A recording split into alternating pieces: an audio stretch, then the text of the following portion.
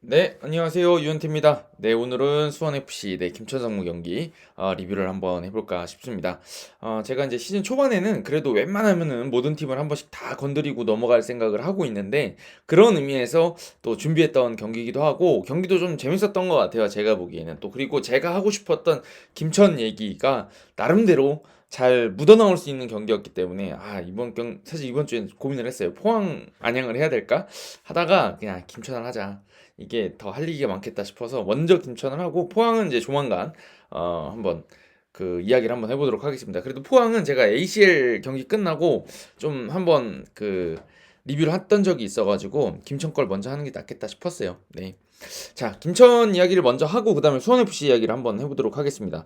제가 이제 김천을 제목에다가 지금 맥이라고 써놨잖아요. 근데 이거는 김천이 가지고 있는 K리그에서 가지고 있는 독특한 위상을 제가 반영해서 좀 설명하고 싶어서 넣은 용어, 별명, 별칭 같은 약간 저만의 평가라고 볼 수가 있겠죠. 그런 팀이라고 저는 생각을 하는데, 김천이 이제 군 팀이잖아요. 결국에는 선수단 구성도 굉장히 특이한 방식으로 이루어질 수밖에 없고, 그다음에 보통은 선수들이 자신을 평가하는 중요한 요소로 연봉 혹은 이제 뭔가 그런 수당 이런 것들로 돈으로 평가를 많이 받잖아요. 프로는 돈으로 이야기한다 뭐 이런 얘기들을 하니까. 근데 김천 같은 경우는 그거랑 전혀 상관없이 계급으로 돈을 주고, 또 평소에 본인들이 밖에서 프로 선수로 활동할 때는 상상할 수도 없을 정도로 적은 금액을 받으면서 뜁니다. 그럼에도 불구하고 김천은 상당히 이번 시즌도 마찬가지고 지난 시즌도 마찬가지고 상위권에서 경쟁을 펼치고 그런 팀이거든요. 그러다 보니까 뭐 이제 전 세계적인 측면에서 봤을 때는, 아니 이렇게 돈도 안 주면서 프로리그에 참가하는 팀이 어디 있겠냐라고 이야기가 충분히 나올 수 있을 만한 팀이고, 또 ACL에도 나갈 수가 없는 몸이죠. 예, 그러다 보니까 이 김천을 두고 많은 팬분들께서 이런 팀이 K리그에 있는 것 자체가 문제다. 나가야 된다, 퇴출돼야 된다, 이런 얘기를 하시는 분들도 있죠, 사실. 뭐, 저도 뭐 그 말이 일리가 없는 건 아닌 것 같아요. 뭐, K3 리그에 있더라도 전 나쁘진 않을 것 같다는 생각을 하는데, 어찌됐든 지금 K리그에 이제 위치해 있는 상황이고, 그런 상황에서 저는 솔직히 말씀드리면, 김천이 있어서, 저는 괜찮다는 생각이 들거든요. K리그 1에서 특히나. 네, 그런 생각이 들어서, 그 얘기를 이번 수원FC 경기에 그 리뷰에 버무려서 한번 이야기를 해보려고 생각을 하고 있어요. 네, 한번 이야기를 한번 해보겠습니다. 저는 이제 김천이 그 전에 이제 그 뭐 상주 시절도 있었고 광주 시절도 있었고 했지만, 저는 김천 상주 시절 말 김천에 온 이후 그때부터는 저는 상당히 의미가 있는 팀이었다고 생각하는 게 뭐냐면, 김천이 최근에 굉장히 즐겜하는 팀이 되어버렸어요. 이 팀에 있는 선수들이 더 이상 뭔가 동기부여가 떨어져 있는 것 같다는 느낌이 안 드는 느낌입니다. 저는 오히려. 왜냐면 김천이 상당히 공격적인 축구를 많이 하고 선수들의 기량이 향상이 되고, 그래서 오히려 이 김천에서 오히려 부담이 없잖아요. 그러니까 본인들의 어떤 몸값을 잔뜩 올려서 전역하고 나가면서는 굉장히 좋은 팀들로 가는 경우들이 많아졌어요, 사실. 그렇지 않나요? 그러니까 지금 뭐 단순하게 따져보더라도 이동경 선수들을 보면서 많은 팬분들께서, 야 이제 지겹다, 유럽으로 가라, 꺼져라, 막 이런 얘기들을 하실 정도잖아요. 그러니까 이런 선수들이 꽤 많아요. 지금도 보면은 김봉수 선수라든지, 김봉수 선수 뭐 제주에서 알토란 같은 활약을 했던 선수지만, 사실 이 선수가 제주에서는 언성 히어로 같은 느낌이었다면 김천에서는 이제 사람들이 알아보기 시작했어요. 야, 김봉수 잘하던데?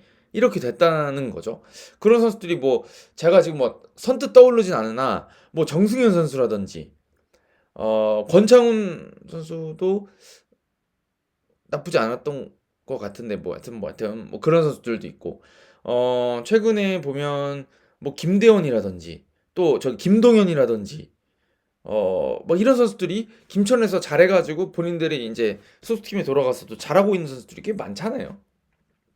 그런 것들을 보면 이 선수들의 기량이 향상되고 또 발전하는 데에서 김천이 나쁘지 않은 팀이기도 합니다. 예. 그런 점에서 좋은 점이 있는 것 같고, 또 이렇게 좋은 선수들을 K3 리그에서 보는 것보다는 K리그 1에서 K리그 1에 이제 비슷한 기량을 갖춘 선수들하고 경쟁시키는 것, 이거 자체가 굉장히 재미있는 일이라고 생각하는데, 이게 그냥 짜임새 없이 그냥 막 김천이 그냥 에라 모르겠다 하고 우린 이기나 지나 그냥 어차피 뭐 모르겠어, 이렇게 축구하는 게 아니라, 아까 말씀드렸던 것처럼 우리가 조금 더 공격적으로 하면서 즐기면서 축구를 해보자라고 하다 보니까 김천이 너무 좋은 매기가 된 것 같아요. 사실 김천이 저는 이번 경기에서 좀 보여줬던 게 단점이자 장점이라고도 생각하는데 조금 승리에 대한 집착이 부족하지 않나라는 생각이 좀 들 때가 있죠. 그러니까 제가 김천을 도깨비 팀이라고도 표현을 가끔 했고 지난해 오프사이드 테이블에서도 김천은 우승하기 힘들다라고 말씀드렸지만 그렇게 말씀드린 이유는 김천이 예를 들면은 꼭 이겨야 되는 경기에서 막 진짜 이를 악물고 이겨야겠다 이렇게 경기를 하진 않기 때문에 이런 점들이 사실은 K리그 내에서 조금 순위 경쟁에 영향을 미치기도 하는 건 사실인 것 같아요. 왜냐면 본인들이 좋을 때 그리고 선수들이 발이 잘 맞을 때는 위협적인 팀이 되다 보니까 그때 만난 팀들은 승점을 잃을 가능성이 있어요. 근데 막 선수들 변동도 있고 뭐 지치거나 해가지고 좀 동기부여가 떨어지거나 이랬을 때 팀 만나면 그 팀은 또 김천은 그렇게까지 위협적인 팀이 아니거든요. 그러니까 기복이 있는 팀이란 말이에요.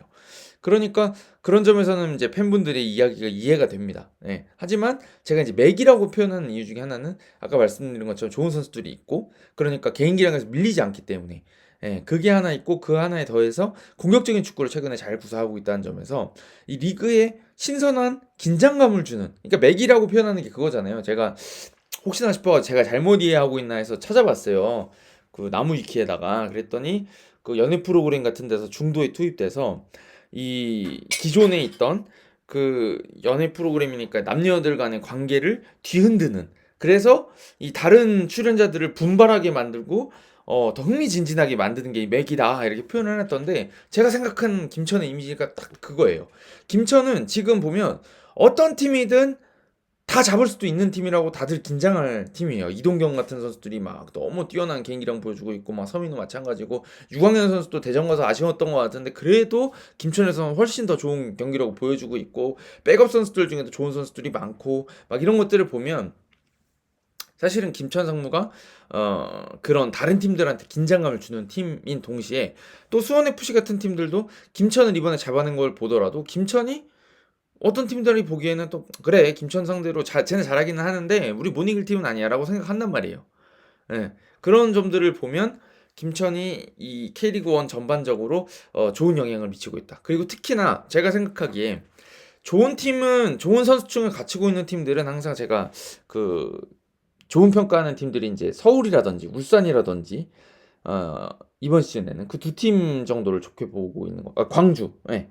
그다음에 지난 시즌 전반기에 강원 같은 팀들. 그러니까 적극적으로 하고 앞에서부터 싸우고 전반적으로 우리가 주도권을 틀어주려고 하는 팀. 그다음에 주도권을 내주는 거를 싫어하는 팀, 아주 싫어하는 팀, 그런 공격적인 포지션을 가지고 있는 팀들이 제가 좋아하는 팀이고 그런 팀들이 많아져야 리그가 재밌어진다는 얘기를 많이 하잖아요. 그러니까 예를 들면 여러분들 한번 생각해 보세요. 광주랑 FC 서울이 붙는다. 그 경기를 좀 더 보고 싶으세요? 제3자라고 생각해 보세요. 그 경기를 보고 싶으세요? 아니면은 제주랑 대구가 붙는 경기를 보고 싶으세요? 저는 그 제주나 대구 팬들분께 좀 죄송한 말씀인 것 같은데 제주나 대구가 그렇게 공격에 재능이 있는 팀은 사실 아니잖아요. 네, 그러다 보니까 득점이 보통 뭐 역습으로 본인들이 이제 한 골 먼저 넣고 나서 추가적으로 골 넣는 걸 잘하는 팀이긴 하지만 0대0 경기가 교차기의 상태에 빠지게 되면 이 두 팀의 경기는 사실은 매우 재미가 없을 때가 있거든요. 사실 제주 경기가 특히나 좀 그렇죠. 근데 이제 서울이나 광주나 이 두 팀은 물론 최근에 서울이 골을 못 넣긴 하지만 공격하려고 하는 팀이고 광주도 마찬가지 팀이기 때문에 공격적으로 하는 팀들은 일단 치고받는 맛은 있거든요. 예. 뭐 여기에 지금 김천이 그 광주 서울에 가까운 팀이기 때문에 K리그 팀들끼리 맞대결을 펼쳤을 때 공격적으로 싸워줄 수 있는 팀이 하나 더 늘어나 있다는 점. 예, 그 점이 저는 굉장히 좋은 매기의 자격을 갖추고 있다는 생각이 듭니다. K리그에 사실 제가 봤을 때는 굉장히 실리적으로 운영한 팀들이 많고 그 시도민 구단들은 그럴 수밖에 없어요. 투자 규모가 작기 때문에. 근데 제가 생각해 돈을 쓰는 좀 기업 구단들은 공격적으로 해야 되고 또 축구를 잘해야 됩니다. 이정효 감독님이 하듯이 아기자기한 축구들을 보여줘야 되는데 사실 그런 영향들을 못 보여주는 팀들이 많죠, 솔직히 말하면. 그러니까 최근에 제가 이제 대전하고 저기 전북 리뷰를 하면서 바로 지난주에 리뷰하면서 약간 중위권 축구한다 이렇게 말씀드렸던 게 아쉬운 점이 그거죠. 이 두 팀이 약간은 주도권을 잡으려고는 하지만 세밀하게 상대를 압살할 수 있는 팀 유형은 아닌 것 같다는 생각이 드는 거고 수원 삼성도 기업 구단인데 밑에 내려가 있고 전남 드래곤즈도 그렇고 부산 하이파크도 마찬가지고 자꾸 기업 구단들이 돈을 쓸 수 있는 기업 구단들이 아기자기하고 공격적인 축구를 못하다 보니까 막 2부 리그로도 떨어진단 말이죠. 예. 그러니까 그런 상황들이 저는 그렇게 달갑지가 않고 공격적인 팀이 한 대여섯 한 4개 5개 정도 있어야 되고 시도민 구단들이 실리적으로 운영하는 게 뭐 나머지 6개 7개 정도가 있어줘야 이 리그가 어떤 밸런스가 맞는 거죠. 이 팀 공격적이고 이 팀 수비적이니까 만나면은 공격적으로 하는 팀은 계속 두드려 패려고 그러고 수비적으로 하는 팀들은 그 역습해서 이기려고 하는 그런 재밌는 흐름들이 나오는 것이고 예, 또 그 수비적인 팀들끼리 만나서 약간은 너무 소극적으로 경기가 펼쳐지지 않는 그런 경기들 숫자를 줄여야 된다 그러면 공격적인 팀이 늘어나야 된다는 얘기잖아요. 그런 매기 역할을 사실은 돈으로는 동기부여가 안 되는 김천이 잘 펼쳐주면서 이 리그를 잘 흔들고 있다. 이런 얘기를 드리고 싶다는 겁니다. 네. 제가 이제 그 매기 얘기를 하다 보니까 조금 다른 이야기를 좀 하게 됐던 것 같아요. 길어졌던 것 같은데 일단 이렇게 김천이 전반적으로 매기 노릇을 잘한다 이런 말씀을 드리면서 제가 이제 김천 얘기를 조금 더 드리고 가야 되겠죠. 김천의 그럼 축구는 어떻게 하기 때문에 재밌느냐 이런 얘기를 조금 드리고 가면 좋을 것 같은데 사실 이거는 크게 달라지진 않는 것 같아요. 뭐 정종용 감독님이 사실상 자율성을 많이 부여하고 있다 이런 이야기를 하시기도 하지만 제가 보기에는 그렇게 따지기에는 뭐 있어요. 그럴 수도 있어요. 뭐 선수들이 공격적으로 하는 축구 하고 싶어 하니까 그 틀에 맞춰서 할 수도 있다는 생각이 들지만 그래도 제가 생각하기에는 김천의 공격성에는 그냥 선수들이 공격적으로 하겠어 이 정도가 아니라 조금 더 디테일들이 저는 있다는 생각을 하거든요. 네, 그래서 그 얘기를 좀 드리고 가려고 해요. 그러니까 김천의 공격 방식은 제가 생각하기에는 굉장히 직선적인 힘에 요런 직선적인 움직임에 힘을 두고 공격이 많이 펼쳐집니다. 제가 이제 예를 들어서 광주 설명드릴 때 여기서 흰색이 지금 여기 김천이라고 한번 이야기를 해볼게요. 광주 같은 경우는 제가 그런 얘기 많이 드리잖아요. 그 선수들이 움직이면서 자기 맨투맨을 끌고 다닌다 이런 얘기를 많이 드려서 제가 저번에 광주랑 그때 누구 경기였더라? 하여튼 누구 경기 하여튼 리뷰하면서 최근 리뷰예요. 그거 하면서 조성권 선수 움직임을 잘 봐야 된다. 조성권이 여기서 볼 돌리다가 갑자기 여기 바깥쪽에 있다가 이 선수를 데리고 중앙 쪽으로 이동을 해버린다. 이렇게. 그리고 아산이가 여기로 나가버린다. 그러면 이 선수가 일로 딸려 들어온다. 그러면 패스길이 여기가 열리고 여기에서 이렇게 패스가 들어가면 조성권 선수가 이 11번을 데려고 가서 패스길을 열어줬는데 여기서 조성권이 이 뒤로 침투하기 시작하면 여기는 윙어는 사실 여기까지 쫓아가지 않는다. 그러다 보니 이 선수가 딸려 내려갈 수밖에 없는 거야. 이 각을 견제할 수밖에 없고 이걸 안 따라가면 여기다 패스가 들어가 버리고 그 다음에 여기서 이거를 견제하려고 약간 뒤쪽 각을 잡으면 아산이가 일로 치고 들어와 버린다. 이런 얘기를 제가 드렸었거든요. 이런 취지의 이야기를. 근데 이거는 결국에는 이 선수가 볼이 없는 움직임을 안쪽으로 가면서 여기서 이제 변주를 주면서 이제 이런 식으로 공간을 만든다는 건데 뭐 김천도 비슷한 면이 있지만 이거보다도 안쪽으로 들어오고 뭐 이런 움직임보다도 굉장히 직선적인 움직임을 많이 시도해요. 그래서 공간을 만듭니다. 예를 들면 이게 하이라이트도 몇 번 나올 텐데 수원FC가 사실은 전방 압박을 후반전 초반에는 좀 시도했던 것 같긴 한데 그래도 전반전에는 밸런스를 잡고 그래도 중간 정도에다가 밸런스를 잡아놓고 이제 상대를 했단 말이에요. 김천을. 그럼 이때 김천은 공간을 어떻게 만드느냐? 여기 이 제가 보기에는 김천의 포메이션은 사이사에 가까워요. 사이사에 가깝고 이 센터백 두 명하고 그 다음에 앞에 있는 서민우 김봉수 선수가 약간 허리 쪽을 지켜주고 일단은 그러면서 이 풀백들은 전진을 시킬 수 있는 형태를 잡아놓으면서 사실은 이 4, 둘, 앞에 넷 이런 느낌이거든요. 그래서 여기서 여기까지 딱 투입이 윙포드 쪽으로 딱 투입이 됐을 때 이쪽에 있는 선수가 언더랩을 나갈 수도 있고 바깥쪽으로 나갈 수도 있죠. 네. 그러면서 공간을 만드는데 예를 들면 이런 거예요. 여기서 이 선수가 공을 잡았을 때 여기는 이렇게 따라오겠죠? 보고 있겠죠? 그래서 이렇게 두 명이 수비를 할 수도 있는데 여기서 크로스각을 어떻게 만드냐면 이 뛰는 선수 덕분에 만드는 거예요. 여기서 11번 선수가 예를 들어서 오른쪽에서 전반전에 모재현 선수였는데 여기서 크로스를 시도하겠다라고 한다 그러면 사실 풀백이 이렇게 올라와서 뒤쪽에 기다리고 있다 그러면 수비를 이렇게 하겠죠? 따라갈 수 있도록. 근데 여기서 이거를 그냥 내가 여기서 받겠어 오버랩을 나가버리면 이 선수가 여기를 따라 붙거든요. 그러다 보면 여기서 그냥 패스각이 열리는 거예요. 예를 들면. 네. 이게 아니라면 또 반대쪽에서는 이런 것도 많았는데, 김승섭 선수가 벌렸습니다. 그러면 언더랩을 나가요. 근데 이걸 어떻게 나가냐면 여기서 최희원 선수가 왼쪽으로 나왔잖아요. 맞나요, 이름? 이쪽에다 투입해버리고 이 선수가 불려 나오면 그냥 서 있는 게 아니라 여기로 들어가요. 본인이 언더랩을 나가는 거죠. 그래서 이거를 이식하고 김승섭 선수가 이걸 꺾어줍니다. 그러다 보면 이 선수 뒤에서 쫓아오겠죠. 그러면서 이 선수가 밀고 들어가는 거죠. 네. 그러면 이것도 결국엔 움직임을 어떻게 만드는 거냐면 이 선수가 만드는 거예요. 이 직선적인 움직임으로 공간을 확보를 하는 거죠. 그리고 이 앞에서 움직이는 것들도 비슷한 게 여기서 그냥 서 있는 게 아니라 중앙 쪽에 있는 선수들도 예를 들면 이쪽으로 빠져나가면서 측면 쪽으로 빠져나가면서 본인이 이 뒷공간을 노리면서 이쪽에 투입시킬 수 있도록 단번에 투입할 수 있도록 움직이면서 상대 수비진을 뒤로 움직이면서 이쪽을 흔들어 놓는 움직임을 굉장히 자주 시도합니다. 이렇게 시도하면서 결국에는 앞에 있는 4-2-4에서 배치되어 있는 4명에 더해서 이 풀백 선수들이 공격에 굉장히 과감하게 가담을 해주면서 공간을 쓴다는 거죠. 네. 그래서 이게 김천의 공격은 굉장히 직선적이고 앞으로 뛰는 선수들이 많아서 역동적입니다. 근데 이렇게 공격을 직선적으로 많이 시도한다는 얘기는 뺏겼을 때 앞으로 가는 선수들이 있기 때문에 여기서 뺏기면 그대로 역습을 주는 거 아니냐라고 하는데, 이거를 굉장히 김천답게 대처하고 있는 게 끊어지자마자 바로 압박하는 거. 네, 그게 김천 또 스타일이죠. 그러니까 이게 상당히 지금 이 전체적인 트렌드에서 굉장히 현대 축구에 적합한 유형의 축구를 하고 있다는 거죠. 그러니까 저는 김천 축구 볼 때마다 약간 광주가 맨시티라 그러면 김천 스타일은 리버풀, 클럽의 리버풀 같은 느낌을 받아요. 그래서 저기 지금 그 K리그에 있는 팀으로 보면 울산하고 약간 비슷한 감이 좀 있죠.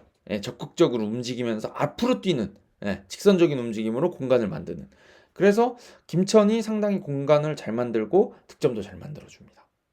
그리고 여기서 하나 더 해가지고, 그러면 이제 여기서 하나 더 해야 될 게 빌드업을 잘해야 돼요. 이런 축구를 하고 싶으면. 왜냐면 제가 전제로 말씀드렸던 게 이쪽 측면 공격수가 공을 굉장히 잘 잡는다, 이런 얘기를 드리면서 제가 뭐 오버랩 나간다, 언더랩 나간다 이러면서 공간 쓴다 이런 얘기를 드렸잖아요. 그럼 이 전제 조건은 요 앞선에서 공을 잘 잡아야 된다는 얘기거든요. 근데 여기서는 물론 이동경 선수가 공을 이 포켓에서 워낙 잘 받는 선수라 여기서 공을 연결받는 경우들도 있는데, 측면 쪽으로 나갈 때도 이걸 되게 잘 쓰는 게 뭐냐면 이 서민우랑 김봉수 선수가 상당히 잘해줍니다. 여기서 위치를 바깥쪽으로 이제 본인들이 3백, 김봉수 선수 뭐 3백으로도 나왔었던 선수라 그런지 모르겠지만 이쪽 바깥쪽으로 나와서 잡는 것도 잘하고요. 제가 또 좋게 보는 거는 김천은 좀 약간 이 선수들이 본인 소속팀에서는 이렇게 잘 안 했던 것 같은데 라는 느낌이 드는 장면들이 뭐냐면 그냥 주고받는 장면이 되게 많아요. 이거 한번 잘 돌려보세요. 수원FC는 제가 뒤에서 설명을 드리겠지만 수원FC는 이번 두 팀의 맞대결에서 이지솔 선수가 굉장히 그 실수도 했지만 실점으로 연결되는 굉장히 빌드업에서 고생을 많이 했다는 생각이 들고, 이지솔 선수가 사실 롱패스가 많았어요, 전반전에. 그러다 보니까 패스미스도 많았고 확률이 떨어지는 공격들을 많이 시도하게 됐었는데, 김천 같은 경우는 줄 데가 없으면 여기 그냥 받으러 온 선수한테 그냥 줘버려요. 이거 미련 없이. 수원FC랑 좀 비교를 드리는 건데, 여기를 준 다음에 그럼 이 선수가 여기를 맡고 있던 선수가 3번을 견제하던 공격수가 이쪽을 견제하겠죠? 그럼 여기 미련 없이 다시 주거든요. 근데 이 주고받는 움직임 몇 번 때문에 공격에서 윤활유가 되는 경우들이 되게 많아요. 그래서 이게 뭐 단순히 이쪽 센터백하고 여기 관계가 아니라 여기 투입하면, 예를 들면입니다, 여기 투입하면 9번 선수가 붙겠죠? 그런데 이걸 원터치로 여기를 줘버려요. 그럼 9번 선수가 여기를 살짝 이렇게 다시 이동한단 말이에요. 근데 이렇게 됐을 때 중요한 게 뭐냐면 이 선수가 여기서 내가 뭐 전진 패스를 하겠어, 누구한테 연결하겠어, 이렇게 가는 게 아니라 내가 6번이 나한테 줬네? 그럼 얘 9번이 따라오니까 얘 다시 줘야지 하면서 미련 없이 여기를 다시 줘버려요.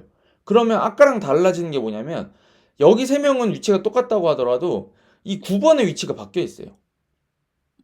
그러다 보니까 여길 치고 들어가는 게 편해지는 거죠. 어떻게 보면 돌아서 가지고. 아깐 여기서 있었으니까 여기서 받아서 그냥 이 화살표 방향으로 움직이려고 그러면 9번이 막 쫓아와서 방해를 할 수도 있단 말이에요. 근데 이거를 2번한테 내주고 9번이 여기를 잡으라고 여기 채우러 왔는데 이걸 다시 6번한테 예를 들어서 잡아서 줬다. 그래서 여기서 돌아서 가면 아까보다 9번하고 거리가 벌어지는 효과를 볼 수가 있거든요. 근데 이런 장면들이 되게 많이 나와요. 그래서 이게 측면에서도 있어. 여기서 들어갔다가 뭐 미드필더가 여기 받아주러 왔는데 여기 줬어요. 그러면 이 선수들이 다시 이쪽 6번 중심으로 다시 막으려고 하는데 일로 그냥 다시 내보낸다든지. 그리고 여기 깊이 들어가는 거죠. 여기. 이렇게 설명을 해야 되나?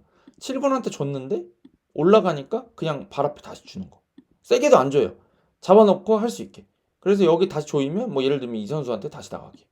이런 식으로 단순하게 주고받는 것들을 통해서 상대의 위치를 바꿔놓으면서 후방에서 빌드업을 많이 하거든요.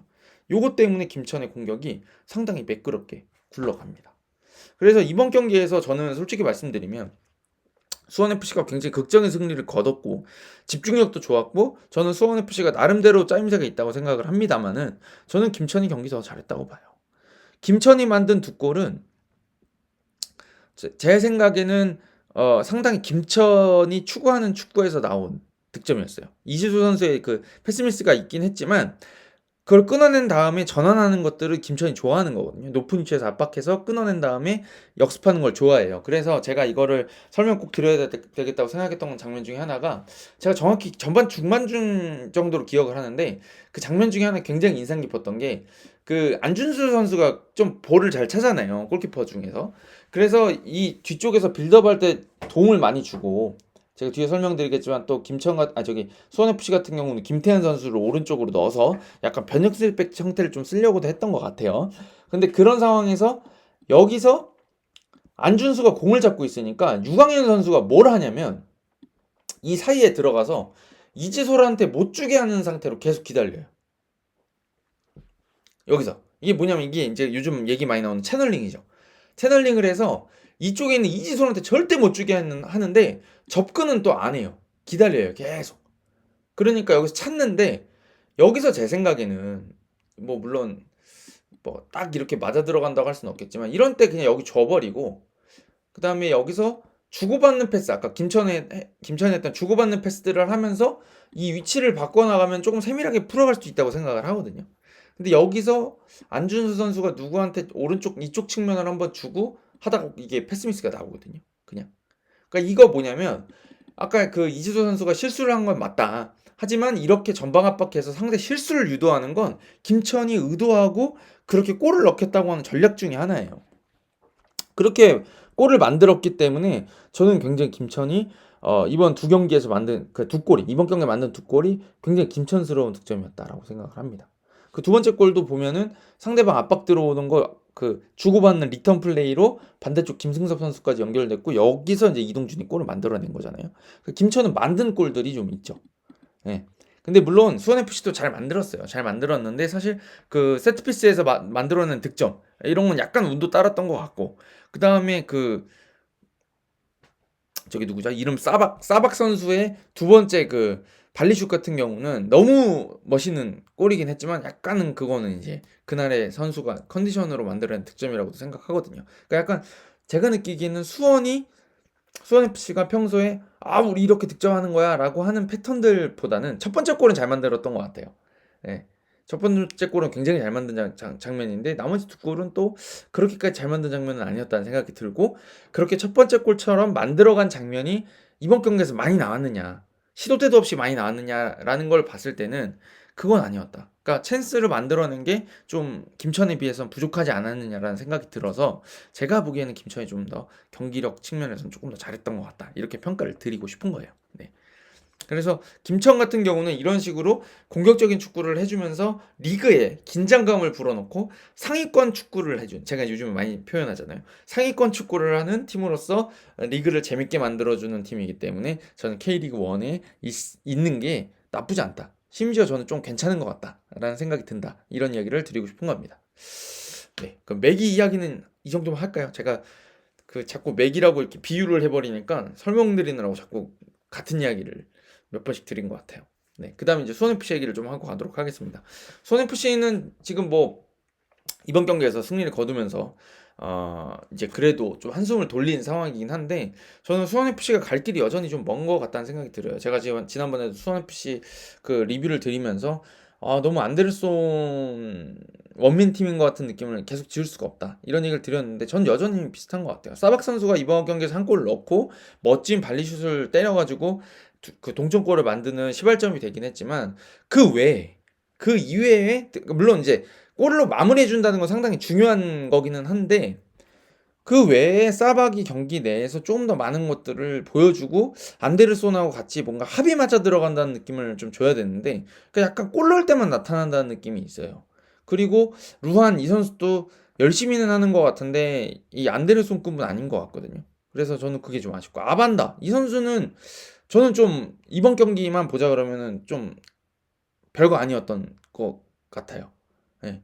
오른쪽 측면에 원래 측면 수비도 보고 뭐 윙도 본다는 것 같은데 오른쪽 윙에 나왔는데 영향력이 별로 없었어요. 그러니까 뭐 예전에 이제 제 생각에는 박철우 선수가 이렇게 수비도 잘하고 높은 위치에 가서 뛰고 이런 것도 잘하는 선수를 이제 잘하는 선수였기 때문에 그런 걸 대체하려고 했던 게 아닌가 싶은데 공수를 모두 가진 선수라서 근데 영향력이 지금과 같다 그러면 이게 안데르손의 무게를 무거운 짐을 덜어줄 수 없는 상황이거든요. 그러니까 전반적으로 전방에 이제 힘이 안데르손한테 너무 집중되는 감이 좀 있어서 요거를 좀 분산시켜야 될 것 같고 허리 쪽에서는 참 윤빛가람 선수가 그래도 잘해준다는 생각이 들었습니다. 사실 이제 시즌 초반에 이제 이재원 선수하고 김재성 선수가 나왔는데 제가 보기엔 이 두 선수 좀 비슷한 유형인 것 같아요. 굉장히 많이 뛰고 성실합니다. 그래서 이 선수들이 있으면 중원이 빡빡해지는 효과는 있어요. 근데 대신에 제가 느끼기에는 어떤 공격을 조립하는 느낌은 조금 부족하다는 생각이 들거든요. 근데 윤빛가람 선수는 그런 쪽에서는 확실히 이제 재능을 가진 선수죠. 그래서 사실은 그 첫 번째 골 때 그 안데르손 드리블 돌파하기 전에 그 전에 패스를 윤빛가람 선수가 넣었거든요. 근데 그거 보면 그냥 알아요. 윤빛가람 선수가 어떻게 하냐면 뒤쪽에서 볼을 돌리다가 압박 들어오는 거를 본인이 잡아가지고 툭 돈 다음에 이걸 아웃사이드로 툭 정말 그냥 뭐 특별한 패스는 아니었어요. 화려한 패스는 아닌데 그냥 군더더기 없이 안데르손이 편하게 받을 수 있는 타이밍에 딱 연결해 버리니까 안데르손이 돌아설 수 있었거든요. 그러니까 드리블이 됐거든요. 그러니까 윤빛가람 선수가 그런 것들을 되게 잘해줘요. 근데 윤빛가람 선수 같은 경우는 저는 좀 약간은 아쉬운 면이 있다고 생각하는 선수가 점이 뭐냐면 이 선수의 기술적인 능력이라든지 그런 어떤 이 경기를 이해하는 눈 그런 어떤 축구 선수로서의 지능 브레인은 더할 나위 없이 좋은 선수고 저는 윤빛가람 선수가 체력적으로도 나쁜 선수라고 생각하지 않아요. 그렇게 막 적게 뛰는 선수라고 생각하지 않아요. 근데 이 선수는 문제가 뭐냐면 빨리 못 뛰어요. 문제라고 하기보다는 단점이죠. 네. 그거는 타고난 거라고 보이는데 그러니까 윤빛가람 선수는 약간 뭐 황희찬 선수가 그 속도를 90까지 끌어올릴 수 있는 폭발력을 가지고 있는 선수다. 그 선수 워낙 잘 뛰니까. 그럼 90까지 뛸 수 있는 선수라서 속도 변화가 50에서 90까지 막 왔다 갔다 하니까 막는 선수는 막 죽을 맛인 거예요. 천천히 뛰다가 갑자기 막 빨리 뛰어버리면 쫓아가기 더 힘들잖아요. 근데 윤빛가람 선수는 어떻게 보면 50에서 60 사이를 오가면서 계속 여기저기를 누벼주는 선수입니다. 그러니까 여기도 있고 저기도 있고 막 왔다 갔다 해주고 많이 뛰어주고 갑자기 사박이 골대 맞추니까 거기 나타나가지고 헤딩하는 선수죠. 뒤에서 막 빌드업 하던 선수가 갑자기 나타나가지고 막 헤딩슛도 넣어준단 말이에요. 근데 이 선수가 말씀드렸던 것처럼 갑자기 여기서 그 지난해 정승원처럼 앞쪽에서 움직여주다가 갑자기 여기를 뒤를 파고들면서 막 뛰어들어갈 만한 유형의 선수는 아니란 말이에요. 근데 이번 경기에서 두 번인가 그 패스가 그런 움직임이 있었어요, 사실은. 그래서 제가 기억에 전반전에는 오른쪽 측면에서 이쪽에다 넘겨줬던 장면이 하나 있었고 왼쪽으로 하나 넘어간 장면이 있었거든요. 그거 단번에 넘겨준 거. 그래서 이거를 사박한테 깔아줬는데 사박이 이거를 원터치로 슈팅한다면서 골대 밖에 때려버린 장면이 있어요. 그러니까 윤빛가람 선수가 이렇게 앞으로 움직임을 해주려는 건 너무 좋은데 이 선수가 혼자의 힘만으로 정승원 같은 작년에 정승원 같은 전진성을 보여줄 수 있는 선수는 아닌 것 같아요. 예, 그러다 보니까 파트너가 좀 필요하다는 얘기죠. 제가 드리고 싶은 이야기는. 그러니까 윤빛가람 선수는 그렇게 경기장 누벼줄 수 있는 선수이기 때문에 그 장점을 가지고 있는 선수로서 존중해주고 그렇게 써야 되는 선수인데 이 선수한테 조금 더 폭발력을 가지고 있고 앞으로 많이 뛰어줄 수 있는 그런 억센 선수들의 몫을 윤빛가람한테까지 맡긴다 그러면 이건 좀 가혹하다는 이야기입니다. 그러니까 이런 합들을 맞춰줄 수 있는 선수들이 필요한데 제가 보기엔 작년에 안데르손하고 함께 그래도 뭐 정승원이라든지 또 이승우라든지 이런 면들을 나눠줘 줄 수 있는 국내 선수들이 있어가지고 괜찮았었는데 사실 외국인 선수들은 좀 아쉬웠지만 이번에 이제 겨울에 영입한 선수 외국인 선수들한테 그런 면들을 기대를 했던 것 같은데 그 시너지가 여전히 안 나오고 있는 것 같아요. 그러다 보니까 조금 고민이 있는 것 같고 힘들게 경기를 하는 것 같습니다. 그래서 이게 전반적으로 앞에서 이런 힘이 잘 안 나오다 보니까 뒤쪽에서도 조금 걱정이 좀 있는 것 같아요. 그러니까 이주수 선수도 조금 전반전에 특히나 롱킥을 많이 시도했고 좀 투박한 경기를 많이 했던 것 같습니다. 수원으로서는 제가 보기에는 이거는 진짜 좌충우돌하는 시즌이 되지 않겠느냐라는 예감이 들어요. 아까 말씀드렸던 공격에서의 아쉬움, 구성의 아쉬움이 또 있는데다가 후방에서도 빌드업 같은 게 깔끔하게 나오기보다는 약간 윤빛가람 선수가 풀어주지 않으면 어렵게 풀어나오는 경우들이 있는 것 같고 좀 단순하게 연결하는 것들이 있어서 수원FC는 이번 마수거리 승리를 통해 가지고 한숨을 돌리긴 했지만 이번 시즌에도 조금 고전하는 시즌이 되지 않겠느냐. 지난 시즌은 잘했는데 그런 어떤 예감을 하게 되는 한 시즌인 것 같습니다. 이겼지만 이겨서 너무 좋으시겠죠. 사실 수원 팬들께서 그런 간절함이 만들어내는 승리들이 주는 감동이 있잖아요. 근데 그거랑 별개로 좀 냉정하게 좀 뒤에서 떨어져 보면 수원 FC는 이번 시즌 굉장히 집중해서 기회가 올 때마다 득점을 해야 살아남지 않을까라는 생각을 좀 하게 되는. 뭐 물론 뭐 경쟁팀들이 있죠. 경쟁하는 좋지 않은 팀들이 또 있기 때문에 뭐 강등이다 이렇게 말씀드리고 싶은 게 아니라 굉장히 그런 한 경기 한 경기를 소중하게 치러야 되는 한 시즌이 아닐까라는 생각이 들었습니다. 자, 또 짧게 한다고 생각했는데 길어졌습니다. 네, 여기까지 하고 저 한 경기 더 할 생각이거든요, 리뷰. 강원하고 저기 광주 경기를 해볼까 싶은데 그 경기 리뷰로 돌아오도록 하겠습니다. 여러분 감사합니다. 가보겠습니다.